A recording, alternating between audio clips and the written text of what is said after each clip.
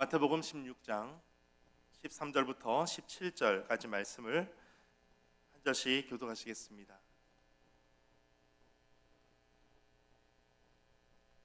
13절 말씀 제가 먼저 읽겠습니다. 예수께서 빌립보 가이사랴 지방에 이르러 제자들에게 물어 이르시되 사람들이 인자를 누구라 하느냐? 이르되 너라는 세례 요한, 너라는 엘리야, 너희는 예레미야나 선지자 중에 하나라 하나이다. 이르시되 너희는 나를 누구라 하느냐? 시몬 베드로가 대답하여 이르되 함께 읽겠습니다. 예수께서 대답하여 이르시되 바요나 시몬아 내가 복이 있도다. 이를 내게 알게 한 이는 혈육이 아니요 하늘에 계신 내 아버지시니라. 아멘. 주님의 말씀입니다. 가슴에 손을 얹고 믿음으로 함께 선포하겠습니다. 하나님을 만나면 살아납니다. 예수님을 믿으면 행복합니다. 성령님이 임하면 가능합니다. 할렐루야. 아멘. 선포하신 대로 되실 줄 믿습니다. 여러분, 예수님의 제자들이 몇 명이었습니까? 12명, 13명, 12명도 맞을 수 있고 13명도 맞을 수 있습니다. 한 명이 나중에 추가가 되었죠. 여러분, 예수님의 제자들 이름을 12명을 다 알고 계십니까? 베드로, 안드레, 야고보, 요한. 갑자기 이제 여기 이 정도면은 충분히 알았다라고 생각이 될 정도인데 앞에 자만 따서 배, 안, 야, 요, 알바, 도마, 야다, 시, 가, 가룟, 유다까지 그렇게 하면 12명의 이름을 다 외울 수가 있습니다. 그런데 여러분, 예수님의 제자들 중에 가장 떠오르는 인상적인 제자는 누구이십니까? 누구시라고요? 베드로. 베드로는 많이 아재 개그인데 피곤해서 곧장 베드로 같다고 하기도 합니다. 예수님을 따라다니다 보니까 얼마나 피곤하겠습니까? 그래서 곧장 베드로 가서 베드로다 이렇게 말하기도 합니다. 여러분, 베드로가 어쩌면 제자들 중에 가장 또 유명하기도 하고 우리에게 가장 친숙한 제자이기도 합니다. 이 베드로에 대해서 우리가 많은 생각을 하게 될 텐데 베드로는 성격이 굉장히 불같다, 또 다혈질이다, 급하다 그런 표현의 인식을 많이 있습니다. 베드로는 예수님의 수제자로서 예수님의 제자로서 가장 기억나는 인물로 오늘 우리에게 알려진 인물입니다. 그럼 베드로를 여러분 어떻게 평가하겠습니까? 베드로를 어떻게 여러분 보고 계십니까? 그 있는 그대로보다 좀 작게 평가하는 것을 우리는 과소평가다 말합니다. 있는 자체보다 좀 더 크게 보고 하는 것을 우리는 과대평가다라고 말합니다. 사람에 대해서 과소평가할 때도 있고 과대평가할 때도 있습니다. 내가 보고 있는 그 관점 그대로, 있는 그대로를 볼 수 있다라고 하는 것은 굉장히 큰 특권이고 능력입니다. 나의 모습을 있는 그대로 볼 때마다 그것은 정확하게 볼 수 있는 능력이 있다는 것을 증명하는 것입니다. 많은 분들이 사진을 찍게 되면 사진보다 나는 좀 다르게 나온 것 같아요. 그런 분들이 많습니다. 있는 그대로 다 찍히는 거였겠지만 내가 알고 있는 내 모습과 좀 다르게 느껴지기 때문에 그런 생각을 많이 하게 됩니다. 사람들은 사람을 평가합니다. 또 사람들은 예수님을 평가합니다. 예수님이 어떤 분이신지를 늘 같이 있으면서도 바라보게 됩니다. 예수님께서 제자들에게 함께 있을 때에 더불어서 함께 한적한 곳에 계셨습니다.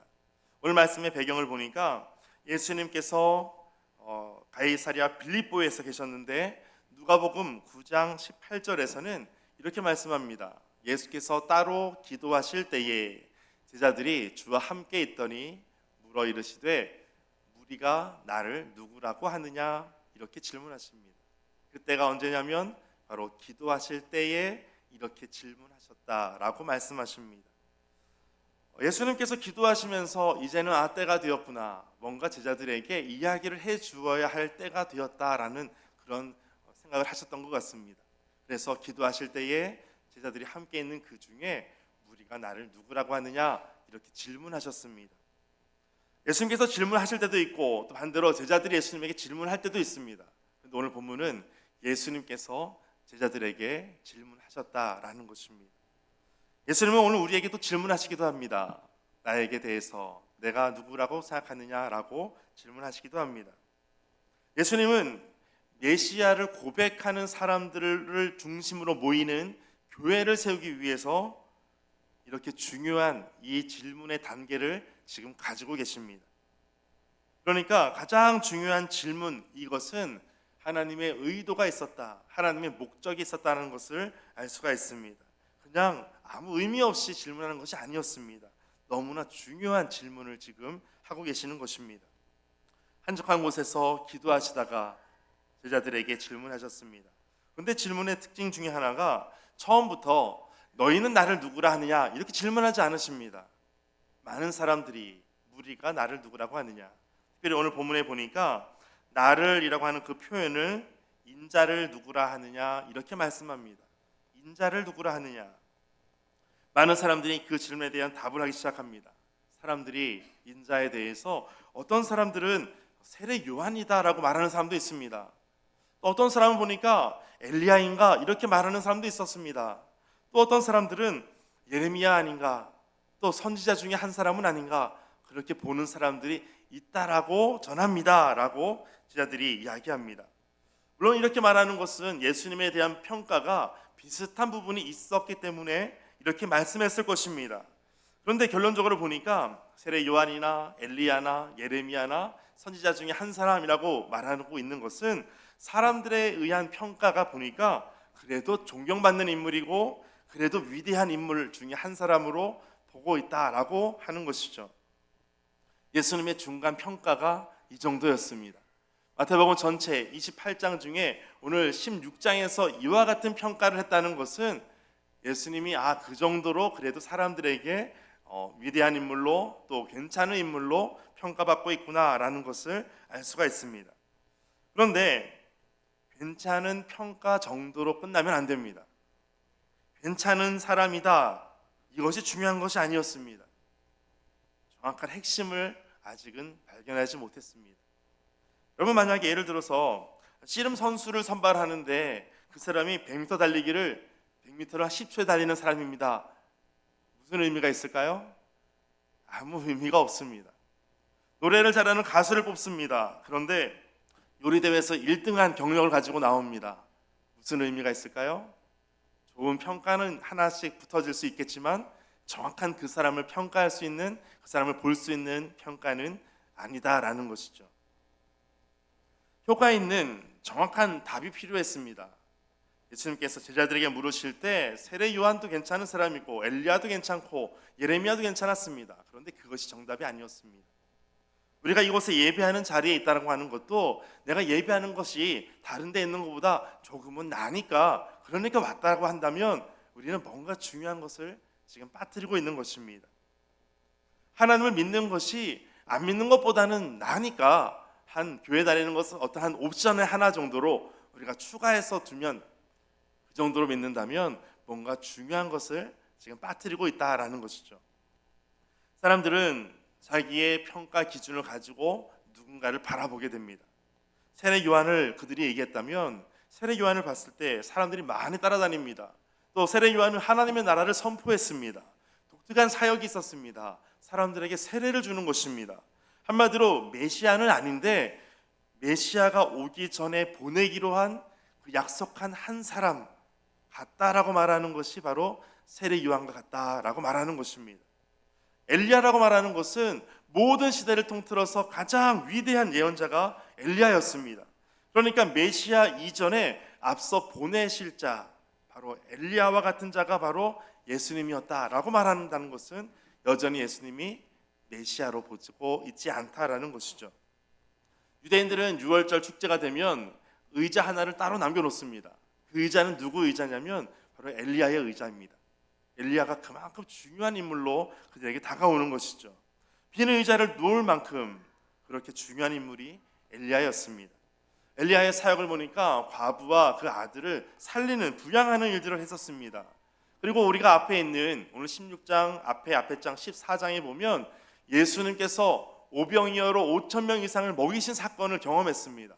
그러니까 많은 사람들을 먹이고 살리는 것을 보니까 과거에 엘리야가 과부와 그 아들을 살리는 것을 봤을 때 예수님은 엘리야 같구나 라고 볼 수도 있다라는 것이죠. 그러나 정확하게는 아직 메시아로 보고 있지 않다라는 것입니다. 예레미야로 보는 것도 마찬가지입니다. 진리를 선포하는, 진리를 계시하는 예언자였습니다. 예수님을 자기 시대에 위에서 파송된 어떤 한 사람이라고 예수님을 그렇게 봤던 것이죠. 그래서 예레미야와 같다, 선지자 중에 한 사람과 같다, 이렇게 말하는 것입니다. 예수님을 좀 더 잘 아는 사람들은 예수님에 대해서 어떻게 말하고 있냐면, 마가복음 6장 3절에는 예수님을 잘 알고 있는 사람들이 이렇게 말합니다. 6장 3절 같이 읽겠습니다. 시작. 이 사람이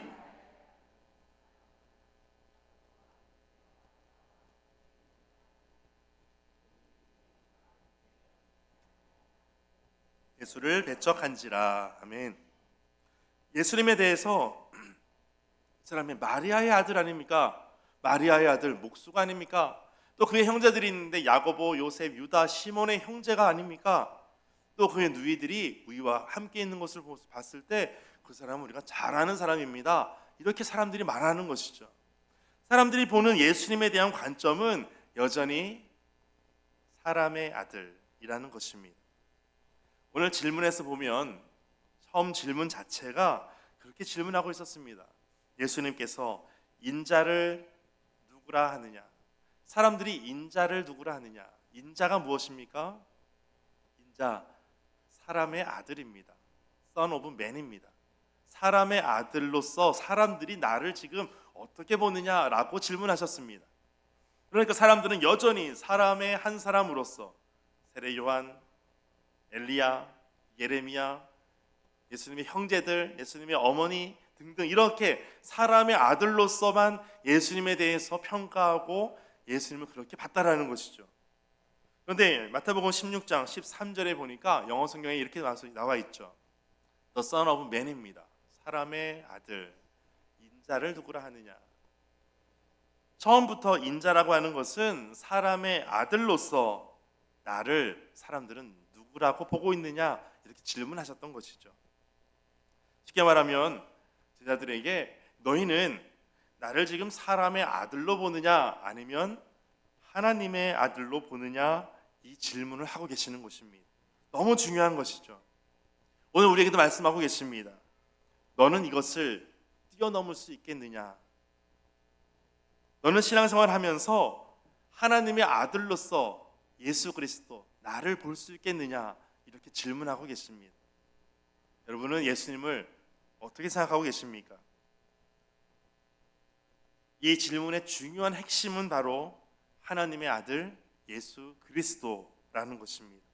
그래서 어떤 영화를 보니까 영화 제목에도 Son of God이라고 하는 영화 제목도 나왔습니다. 하나님의 아들이라는 요한복음에 대한 그 영화를 만들기도 했습니다. 하나님의 아들을 모르고서는 하나님을 단지 예수 그리스도를 단지 위대한 분으로 또 선하신 분으로 어떤 기적을 베푸시는 분 정도로만 알고 있다면 굉장히 위험한 것입니다. 예수님을 아는데 예수님을 하나님의 아들로서 모르고 있다라는 것은 굉장히 위험한 것입니다.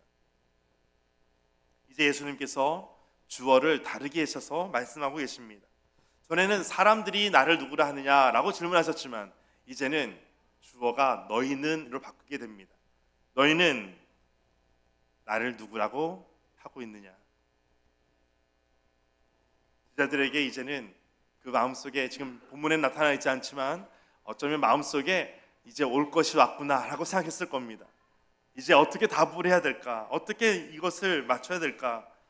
베드로가 머리를 갑자기 빠르게 굴렸을 겁니다. 그러면서 정답이 무엇일까 빠르게 고민하면서 떠오르는 답이 하나가 있었습니다. 그런데 마음에 확신이 있는지 없는지는 모르겠습니다. 사실 무슨 말을 했는지도 잘 모릅니다. 그런데 입으로 나오는 고백이 바로 이것이었습니다. 오늘 본문에 있는 것처럼 주는 그리스도십니다. 살아계신 하나님의 아들이십니다. 베드로가 이렇게 고백했던 것을 베드로 자신도 잘 모를 정도였습니다. 내가 어떻게 이렇게 말을 했을까 스스로 모를 정도였습니다. 왜냐하면 뒤에 그 설명이 있기 때문에 그렇죠. 베드로의 이와 같은 신앙 고백은 사복음서에 모두 다 기록이 되어 있습니다. 오늘 마태복음 16장에, 마가복음 8장에, 누가복음 9장에, 요한복음 6장에 베드로의 이 신앙 고백은 사복음서에 다 기록이 될 만큼 너무나 중요한 것이었습니다. 물론 각 복음서마다 조금씩의 차이는 있었습니다. 오늘 본문에는 주는 그리스도시요 살아계신 하나님의 아들이십니다. 다른 복음서를 보니까 주는 그리스도십니다. 주는 거룩한 자이십니다. 이렇게 좀 표현은 다르지만 하나님의 아들이십니다. 이 표현이 오늘 본문에 나와 있습니다.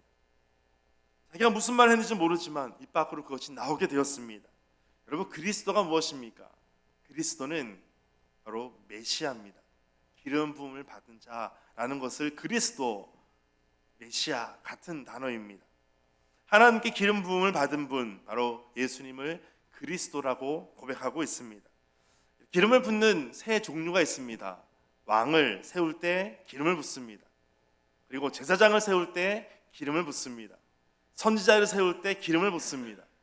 그러니까 왕을 세울 때, 제사장과 선지자를 세울 때 기름 붓는다는 것은 예수님께서 기름 부음 받았다라고 하는 그 의미 자체가 예수님은 이 삼중직을 말하고 있는 것이죠. 예수님은 왕으로서 우리를 다스리시는 분이십니다.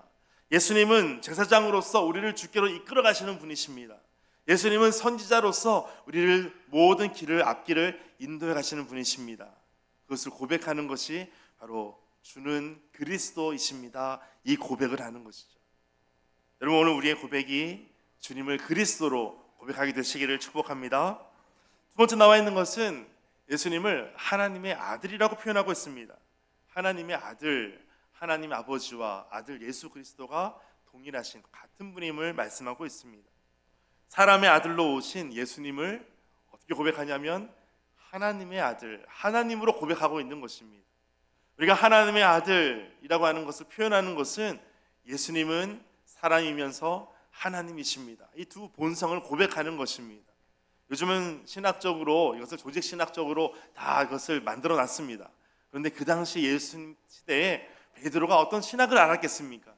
예수님이 그 두 본성에 대해서 하나님의 아들이십니다. 이것을 고백하고 있는 것입니다. 세 번째 마지막은 살아계신 하나님의 아들이십니다. 살아계신이라는 표현을 씁니다. 살아계신다는 것은 모든 생명의 근원이 바로 당신 예수 그리스도이십니다 라는 것을 고백하는 것입니다. 여러분, 오늘날 역사하시는 하나님을 인정하는 것, 그것이 바로 살아계신 하나님의 아들이십니다. 이것을 고백하는 것이죠. 여러분, 한번 따라해 보실까요? 주는 그리스도십니다. 살아계신 하나님의 아들이십니다. 믿으십니까? 이것을 고백했다면 하나님께서 삼중직으로, 왕으로, 제사장으로, 선지자로 우리를 다스려 주시고, 또 우리가 하나님을 고백할 때 하나님 아버지와 예수 그리스도가 같으신 분으로, 또한 살아계신 하나님을 고백할 때 모든 생명의 근원이 예수님께 있습니다. 이것을 고백하는 위대한 믿음의 고백이 되는 것입니다. 오늘 여러분은 이 위대한 고백을 하고 계셨습니다. 여러분은 예수님을 이렇게 고백하고 있습니다. 그런데 과거에 여러분 어떻습니까? 내가 예수님을 고백할 때 지금 조금 누군가보다는 나은 분, 혹은 좀 괜찮은 분, 나의 먹을 것을 좀 해결해 주시는 분, 나의 필요를 좀 채워주시는 분, 나를 취직시켜 주시고 또 좋은 사람을 만나서 결혼시키게 해주시고 내가 선택할 때 비교적 믿을 만한 분, 이 정도로 평가한다면 예수님을 정확하게 못 만났다는 것이죠. 저는 오늘 베드로가 예수님을 고백했던 것처럼 주는 그리스도시요 살아계신 하나님의 아들이십니다. 이 고백을 여러분 일평생 매일매일 순간순간 계속해서 하게 되시기를 주의 이름으로 축복합니다. 예수님께서 우리에게 만남을 주시고 우리에게 다가오실 때 우리의 신앙생활은 그때 시작이 됩니다. 우리의 신앙생활에 있어서 하나님과의 만남이 굉장히 중요합니다. 그 다음에 있어야 될 것이 하나님에 대한 고백입니다. 만남이 있고 고백이 있다고 하는 것은 그 사이에 무엇이 있냐면 중요한 신뢰 관계가 쌓여 있다는 것입니다. 그리고 고백하는 것이죠. 예수님께서 제자들을 부르시는 장면이 마태복음 10장, 마가복음 3장, 누가복음 6장, 사도행전 1장에 그 제자들을 부르시는 장면이 소개되어 있습니다. 그런데 그 부르시는 장면, 만나시는 장면 하나하나를 보면 여러분 한번 보실까요? 마태복음 4장 18절부터 20절 말씀해 보시면 갈릴리 해변에 다니시다가 두 형제 곧 베드로라 하는 시몬과 그의 형제 안드레가 바다에 금을 던지는 것을 보시니 그들은 어부라 말씀하시되 나를 따라오라 내가 너희를 사람을 낚는 어부가 되게 하리라 하시니 그들이 곧 그물을 버려두고 예수를 따르니라. 아멘. 여러분이 말씀을 읽을 때 어떤 특별한 것이 있으셨습니까? 어떤 특별한 것을 느끼셨습니까? 정확히 질문해 보면 제자들에게 있어서 어떤 특별한 어떤 것이 있었을까요? 오늘 베드로와 안드레를 봤을 때 그에 대한 정보를 다 캐내어서 보다 보면 그들은 갈릴리 해변가에 있었고 바다에서 그물을 던지고 있었고 또 사람을 낚는 어부가 되라라고는 이야기를 들었습니다. 그들은 어부였습니다. 그들은 금을 버려두고 예수님 따라갔습니다. 제자들에 대한 부분들이 이것이 전부였습니다. 여기 제자들에 대해서 어떤 특별한 것을 발견할 수가 없습니다. 단순한 정보 그 정도였습니다. 그런데 특별한 것이라면 예수님께서 그들을 부르셨다는 것이 특별합니다. 예수님께서 그러한 제자들, 너무나 평범하고 일상 속에서 살고 있었던 그 제자들을 부르셨다라고 하는 예수님이 특별하시다는 것이죠. 12제자를 부르실 때, 12제자를 선택하실 때 여러분 같으면 어떻게 하시겠습니까? 온 인류의 구원을 맡겨야 되는, 그 사명을 감당해야 되는 12사람을 찾아야 됩니다. 12사람을 부를 때 전 인류 가운데 몇 억의 인구 중에 12사람을 택해야 되는데 저 같으면 이렇게 할 것 같습니다. 구약을 다 암송하는 사람들 뽑는 거예요. 이 정도는 돼야겠죠. 이 정도가 좀 힘들다 그러면 구약 말씀을 1000독 이상 한 사람, 그리고 공개 시험을 보는 겁니다. 시험에서 만점으로만 거기서 또 추려내는 거예요. 공개 채용을 하는 것이죠.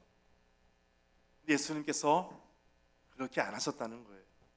예수님께서 만나시고 나를 따라오라, 그 말씀만 하셨어요.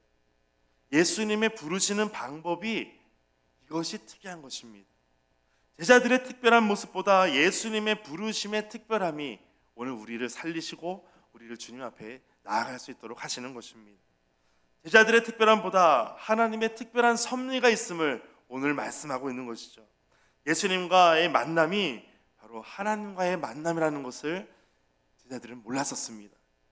예수님께서 만나신 그 장면이 바로 하나님께서 사람을 만나주시는 방법이었습니다. 오늘 예수님께서 우리를 만나주실 때도 마찬가지입니다. 나의 특별함이 어떤 것이 있다라기보다 하나님께서 나를 만나주신 이것이 특별하다라는 것이죠. 이것이 바로 은혜라는 것입니다. 여러분, 하나님께서 여러분을 만나주셨다는 것, 이것은 온 인류 가운데 여러분을 부르신 특별한 만남이 되는 것이고 하나님의 특별한 은혜가 되는 줄 믿습니다. 오늘 베드로가 고백했던 것, 주는 그리스도십니다, 살아계신 하나님의 아들이십니다, 이렇게 고백하는 것은, 베드로의 이 고백은 정말 위대한 대단한 고백입니다. 그런데 따라오는 설명이 있었습니다. 오늘 마태복음 16장 오늘 본문 마지막 17절 같이 한번 읽어보겠습니다. 17절 시작. 예수께서 대답하여 이르시되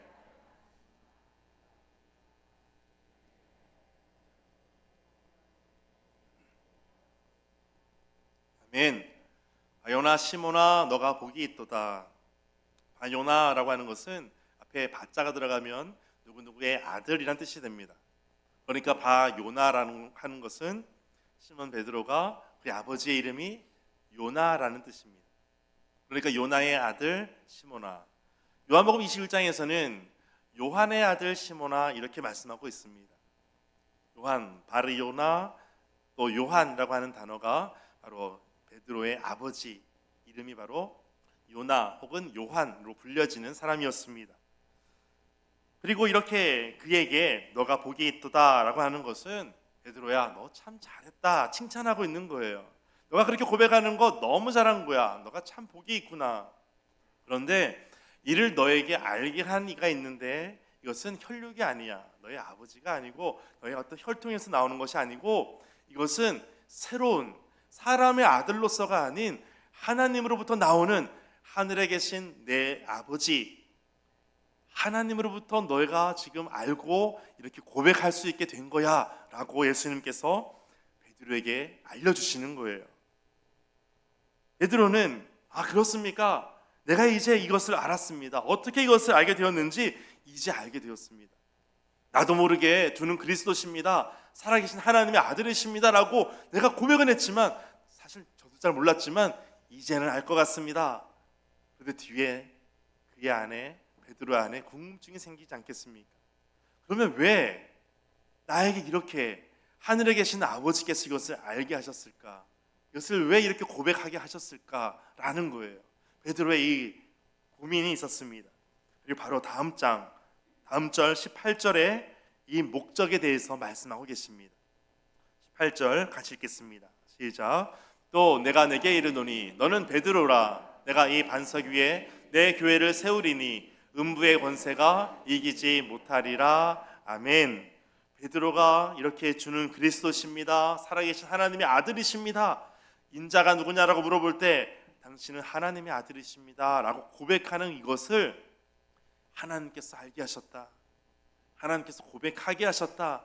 하나님께서 하셨다면 그 목적이 있을 것이고 어떤 의도가 있을 것이고 그 뜻이 있는데 그것이 무엇이냐면 바로 다음 절이었습니다. 내가 너에게 이르노니 너는 베드로라. 내가 이 반석 위에 내 교회를 세우리니. 내 교회를 세우기 위해서 너가 지금 이렇게 고백하게 되었다라는 것을 말씀하고 있습니다. 그러니까 베드로의 고백에서 그 베드로가 고백을 멋있게 했구나, 정말 유명한 고백을 했구나, 거기에서 멈춰 있는 것이 아니라 다음 18절까지 넘어가야 되는 것입니다. 베드로의 고백은 어디까지 가게 되냐면 바로 교회로 이어지는 것입니다. 그러니까 교회를 세우기 위해서 내 교회를 세우리니 라고 하는 것은 예수님의 어떤 목적과 의도를 말하는 것입니다. 베드로의 그 고백을 통해서 예수님께서 하시고자 하시는 것은 바로 교회를 세우고자 하신다라는 것이죠. 신약 성경에서 교회라고 하는 첫 단어가 바로 이곳에서 등장하는 것입니다. 베드로의 이 고백과 함께 예수님께서 내 교회를 세운다라고 말씀하는 것이죠. 오늘 여러분이 예수님을 어떻게 평가하고 계십니까? 예수님을 어떻게 고백하고 계십니까? 오늘 고백했던 것처럼 주는 그리스도십니다. 살아계신 하나님의 아들이십니다. 이렇게 여러분이 고백한다면 여러분을 통해서 그 고백을 통해서 예수님께서 하시고자 하시는 것이 무엇이겠습니까? 바로 교회를 세우는 것입니다. 여러분이 세워지는 것입니다. 교회로서 나 한 사람이 이렇게 온전하게 세워지는 것, 이것이 바로 예수님의 꿈이라는 것을 말씀하고 있습니다. 그러니까 우리가 알아야 될 것, 베드로의 고백이 위대한 것으로 감탄하는 것이 아니라 예수님께서 세우고자 하시는 바로 그 교회에 초점을 두는 것입니다. 이번 달 말쯤에 춘천에 한 교회가 세워지는 곳이 있는데 그 춘천에 세워지는 그 교회 이름이 무엇이냐면 그 교회예요. 그 교회입니다. 그래서 지난 노회 때 교회 이름이 그 교회면은 그 교회 교회냐 그 교회냐 막 헷갈렸었어요, 사람들이. 그 교회예요. 예수님께서 고백과 함께 꿈을 이루기 원하시는 것이 있는데 바로 교회를 세운다는 것입니다. 여러분이 한 사람 한 사람이 주님 말씀 안에서 이 고백을 통해서 온전히 세워질 때 예수님의 꿈이 이루어지는 것입니다. 예수님의 그 목적이 이루어지는 거예요. 예수님의 그 의도하신 바가 내 삶을 통해서 이루어지는 것입니다. 여러분의 삶을 통해서 그 교회가 날마다 이루어지기를 축복합니다. 예수님께서 내 교회를 세운다라고 하실 때 그 교회는 뒤에 보니까 음부의 권세가 이기지 못하리라. 음부의 권세라고 하는 것은 지옥의 권세를 말합니다. 어떤 지옥의 권세도 이기지 못한다는 거예요. 왜요? 내가 고백을 멋있게 했으니까? 아니에요. 내가 정말 위대한 고백을 했으니까? 아니에요. 내가 잘났으니까? 그것이 아니에요. 예수님께서 내 교회를 세우리니 예수님께서 목적하신 교회가 있다라는 거예요. 그것 때문에 음부의 권세가 이기지 못한다는 것입니다. 하늘에 계신 아버지께서 그렇게 하신다는 거예요. 이 고백을 하는 여러분, 하나님께서 여러분을 세워가시는 줄 믿으시길 바랍니다. 하나님의 뜻이 여러분 삶 가운데 있는 거예요. 하나님의 의지가 지금 여러분에게 있는 거예요. 하나님의 마음이 지금 여러분에게 있는 거예요. 하나님의 열심이 지금 여러분의 삶 가운데 지금 펼쳐져 보여지고 있는 것입니다. 너의 인생도 마찬가지야. 너의 인생은 너가 이끌어가는 것이 아니야. 너의 가정도 마찬가지야. 너의 삶도 마찬가지야. 너가 이끌어가는 것이 아니야. 너가 잘나서, 너가 똑똑해서, 너가 이쁘고 멋져서가 아니고 교회도 마찬가지야. 교회도 너가 이끌어가는 것이 아니야. 내가 이끌어가는 거야. 이렇게 말씀하시는 거예요. 내 교회를 세우리니 라는 말씀이 우리에게 말씀하고 있는 거예요. 착각하지 말아라. 성도들은 착각하며 사는 것이 아니라 자각하며 사는 사람입니다. 하나님께서 내 인생 가운데 어떤 일을 펼쳐가 주시는지를 그것을 늘 의식하는 거예요. 늘 기억하는 거예요.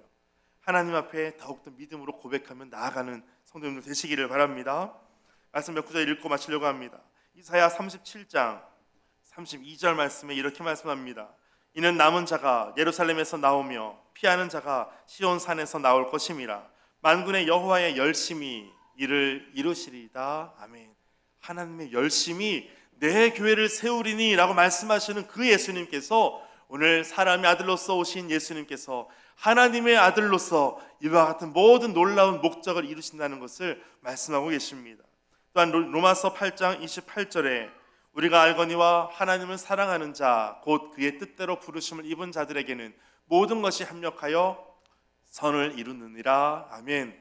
이것을 쉬운 성경에 보니까 그의 뜻대로 부르심을 입은 자들이라고 하는 것을 하나님의 목적을 위해 부르심을 입은 자들, 하나님의 목적이라고 표현하고 있습니다. 오늘 여러분의 삶은 누구의 목적대로 지금 살아가는 것이겠습니까? 하나님의 목적대로 오늘 살아가는 것입니다. 하나님께서 움직이시는 대로 여러분의 인생이 지금 따라가고 움직여가는 것입니다. 그것을 믿음을 가지고 있으면 그것을 순종하면서 따라갑니다. 믿음이 없으면 억지로 끌고 가게 됩니다. 성령께서 바람이 부실 때 믿음의 사람은 성령의 바람을 타고 더 높이 날아오는 사람들이 됩니다. 여러분, 독수리는 자신이 퍼득퍼득 날개짓을 많이 하지 않습니다. 바람을 타고 날아갑니다. 힘들이지 않고 날아갑니다.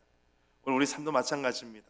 우리의 삶이 힘들지 않게 멋지게 비행하기 위해서는 성령의 의지에서 더 성령 충만함으로 나아가는 것입니다. 내 인생은 내가 이끌어가는 것이 아니라 하나님께서 인도해 가신다는 것을 믿고 오늘도 믿음으로 담대하게 나아가게 되시기를 주의 이름으로 축복합니다. 함께 말씀 가지고 기도하겠습니다.